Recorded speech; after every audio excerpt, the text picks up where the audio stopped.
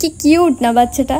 তো hello guys, আমি প্রিয়াঙ্কা। আজ আমার বান্ধবী ফোন করেছিল আর বলছিল ওদের কাছে নাকি প্রচুর লেবু ধরেছে। শুনেই চলে গেলাম ওদের বাড়িতে, আর কাছে গিয়ে দেখি কত লেবু ধরেছে। গাছ থেকে কিছু পেড়ে খাওয়ার মজাটাই আলাদা। ওর নামটা এখন মনে পড়ছে না। ও বলছিল এগুলো তুমি কি করবে, আমি বললাম চল আমার সাথে লেবু মাখা করবি।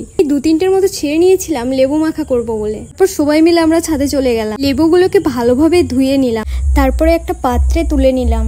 তারপরে ছুরির সাহায্যে পাতলা পাতলা করে কেটে নেব, আর এটা যত পাতলা কাটা হবে খেতেও তত ভালো লাগবে। সবগুলো কাটা হয়ে গেলে কোলা পাতার মধ্যে ঢেলে নিই। তারপর পরিমাণ মতো লবণ, চিনি, সামান্য চিলি ফ্লেক্স আর লঙ্কার গুঁড়োও দিয়ে দিলাম। এবার এটাকে ভালোভাবে মাখিয়ে নিতে হবে। এই লেবুগুলো ভীষণ টক হয়, আর অন্য লেবুর তুলনায় এর রসও অনেক বেশি, তাই এগুলো মাখা করলে অনেক সুন্দর খেতে লাগবে। দেখতে এত সুন্দর হয়েছিল, আমার আর আমার বান্ধবী তো জিভে জল চলে আসছিল। তারপর আমরা সবাই মিলে খেয়ে নিলাম। আমাদের তো বেশ ভালোই লেগেছে, কিন্তু অনেক ছোট তো তাই ওর একটু ঝাল লাগছিল।